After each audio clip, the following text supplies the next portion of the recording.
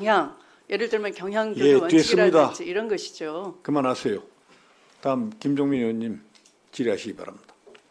예. 더불어민주당 김종민입니다. 일단 요 앞에 질의하신 거에 대해서 좀 이어서 한번 답변 좀 확인하겠습니다. 일단 인사 안으로는 인권부장으로 보임하는 안이 내부적으로 있었고 그 내부적인 협의가 마무리돼서 장관님께서 결심 내지는 뭐 승인을 하신 상태에서 안을 만들었고 우리가 잘 이제 뭐 모르시는 분이 계실 수 있어요. 인사위원회를 이런 인사안을 올려서 심의하는 걸로 사람들이 잘못 알고 있거든요. 그렇지 근데 않습니다. 인사위원회는 인사의 기조와 원칙 방향 그리고 개선할 수 있는 뭐 요점 뭐 이런 것들에 대한 논의가 이루어지지 않습니까? 네. 그러다 보니까 특정인을 어느 보직에 보임하느냐 하는 그런 안을 가지고 논의를 안 하잖아요. 그렇습니다. 그 지금 야당 의원들이 좀 약간 그런 점에서 착오를 하시는 거 아닌가 네, 싶어서 그 점에 대해서는 인사에 대한 보임에 대한 내부적인 그 안은 있었으나 인사위원회에서 이게 다룬 적은 없다. 그렇습니다. 맞습니까? 네. 오케이. 자 그렇게 하시고요. 일단 우리 장관님 이렇게 답변하시는 걸 보면 제가 좀 전체적인 이 상황이 좀 답답해서 지금 말씀을 좀 드리는 건데 저는 야당 의원님들이 대단히 잘못하고 있다고 생각합니다. 그 이유는 뭐냐면 그 국회 상임위라고 하는 데는 철저하게 사실과 논리를 가지고 대화가 이어져야 됩니다. 이 법안과 또 정책에 대한 토론은 철저하게 사실과 논리에 의해서 돼야 돼요. 목소리 큰 사람이 이기거나 아니면 상대방의 감정을 자극해서 어떤 우발적인 답변을 이끌어내거나 이러면 절대 안 된다. 그게 원칙이라고 생각합니다. 그런데 제가 이제 쭉 이 질의응답이 이루어지는 과정에서 보면 아까 우리 장관님도 얘기했지만 무슨 나댄다든가 저는 뭐 정치하려고 한다든가 그러니까 이게 인격을 못 얻어가든지 아니면 상대방의 감정을 자극하기 위한 목적의 발언이 이어지고 있는 건 저는 대단히 유감스럽습니다. 이게 왜 어떤 한 위원회 발언이라도 이건 상임위 전체의 발언 정치인은 원래 저렇게 하는구나 이렇게 돼버려요. 그 저까지도 거기에 피해자가 됩니다. 이 정치권 전체가 피해자가 돼요. 그러니까 이런 식의 잘못된 정치 공방 문화 이런 것들이 참 문제라고 생각을 하는데요.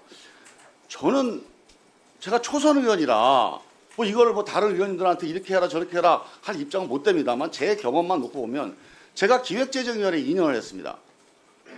헌법개정특별위원회 2년을 했습니다. 정치개혁특별위원회 1년 했어요. 운영위원회 1년 했습니다. 제가 어떤 회의에서도 법사위에서 하는 이런 식으로 장관이나 답변자의 감정을 건드리거나 감정을 자극하는 그런 발언이 이렇게 오고 간 적을 본 적이 없어요. 유독 법사위에서만 이럽니다. 그래서 저는 이 법사위 위원회 성격 자체가 그래서 그런가? 아니 우리 위원들이 뭐가 잘못하고 있나? 뭐 답은 모르겠습니다. 근데 적어도 지금 법사위에서 이루어지고 이런 식의 이런 감정적인 공방이 계속되는 것은 국민에 대한 도리가 아니고 저는 정말 다음 22대 국회 때는 정말 이걸 어떻게든지 제도적인 보완을 통해서 고쳐야 된다.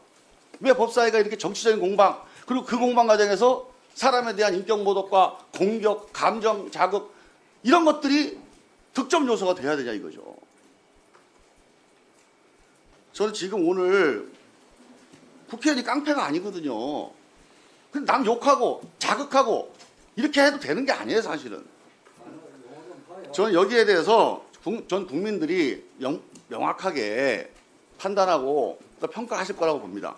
저는 제가 한 가지 장관님께 말씀드리고 싶은 것은 이런 과정에 대해서 저는 부당하다고 생각하고 잘못됐다고 생각은 하지만 장관님이 또 국무위원으로서 그걸 자기 구제 차원에서 대응하는 것도 저는 적절치 않다고 봅니다. 물론 장관님께서는 거기에 대해서 적절한 대응을 감정을 자제하시면서 하려고 노력을 하셨다고 좀 보는데 그런 과정에서 사소한 어떤 감정적인 자극을 감정적으로 대응하는 것은 또 계속 일이 커져서 저는 그 점에서도 조금 이제 슬기롭게 대처를 해야 된다. 그래서 제가 보기에는 끝까지 답변도 감정을 가능한 한 좀 추스리시고 사실과 논리 중심으로 답변을 좀 하시는 게 좀 이런 부당한 이런 공격에 대해서 대응하는 그런 지혜로운 대응이다. 좀 그런 생각이 듭니다. 지금 아까 그 압수수색에 대해서 이것도 다시 한번 뭐 장관님 답변을 하셨는데 자꾸 이렇게 막 공격적으로 막 그 감정적으로 자극하는 발언을 하다 보니까 정리가 안 돼요, 답변이. 자, 이렇게 한번 제가 정리를 해보겠습니다. 대검, 검찰총장에 대한 법무부 장관의 수사 지휘가 있었죠. 네. 자, 수사 지휘의 내용은 특정한 사건에 대한 특정한 수사를 그러니까 지시한 건 아니죠. 아닙니다. 이것은 기본적으로 일반적인 이런 우리의 보건 위기에 대한 우리 행정부 전체의 총력적인 대응, 이 총력적인 대응에 따라서 구체적인 사건에 대한 대응은 검찰이 알아서 하되 기본 방향은 이렇게 해야 된다. 어떻게? 압수수색을 포함한 강력한 대응을 실기하지 않고 해야 된다. 이게 수사 지휘의 내용이죠. 그렇습니다. 여기서 지금 자꾸 야당 의원들이 이게 약간 이게 잘못되어 있는 공격인데 구체적인 사안에 대한 지시를 했다고 자꾸 얘기하는데 그거는 이 사건에 대해서 이런 사람을 대상으로 압수수색해라. 이게 구체적인 수사 지휘예요. 맞습니까? 그렇습니다. 그런 지휘 하신 적 있나요? 없습니다. 이것은 이 구체적인 보건위기 사태에 대한 행정부의 총력 대응의 수준과 방향에 대한 얘기를 압수수색까지 포함한, 즉 강제 수사까지 포함한 원칙적이고 기민한 대응을 하라. 이게 수사 지휘의 내용이죠. 그렇습니다. 예. 그리고 신천지 문제요. 저는 야당 의원들이 왜 자꾸 신천지에 대해서 압수수색을 하느냐 마느냐 하고 자꾸 이렇게 뭐 문제 삼지 모르겠는데 그럼 야당 의원들이 오해받아요. 검찰도 마찬가지입니다. 이 문제에 대해서 소극적인 듯이 보이면 국민들이 지금 엄청나게 여기에 예민해 있거든요. 전 법무부 장관으로서 지금 신천지 문제나 이 관련된 수사에서 누구를 봐주는 듯한 뭐 옛날에 무슨 이 신천지가 지금 야당 의원들 로비하고 한정부 로비하고 해서 이거 수사 안 한다는 거 아닙니까? 이렇게 지금 인터넷에 돌고 있어요. 이걸 우리 검찰도 우리 행정부도 이런 오해 받으면 안 됩니다. 물론 신천지라고 해서 마치 우리 정부의 책임을 전가하기 위해서 신천지에 뭐 강력한 수사를 한다든가 강력 대응을 한다 이런 얘기도 있는데 이건 사실이 아니죠. 당연히 이거 국민들 보기 누구라도 이거 이상으로 대응을 해야 한다고 다 생각하고 있습니다. 그래서 저는 우리 장관님께서 지금 검찰이 저도 1분만 더 있어요. 검찰이 여기에 대해서 계속 미온적 대응을 하고 있습니다. 뭐 검찰도 나름대로 판단이 있겠죠. 그럼 들어보면 또 일리가 있는 판단도 있을 겁니다. 근데 이거 되게 정무적으로 중요한 사안이에요. 검찰이 마치 무슨 뭐 신천지하고 아는 관계 때문에 안 한다. 아니면 야당 압박 때문에 안 한다. 이렇게 오해될 수 있는데 이게 절대 안 됩니다.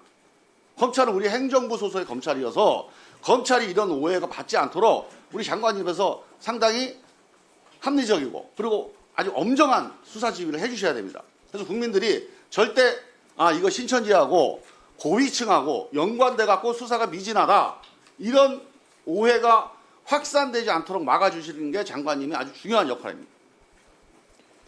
어떻게 생각하십니까? 네, 대체로 의원님의 우려를 깊이 공감합니다. 어떻겠습니까? 예, 수고하셨습니다. 예, 존경하는 정금식 위원님 질의하시기 바랍니다.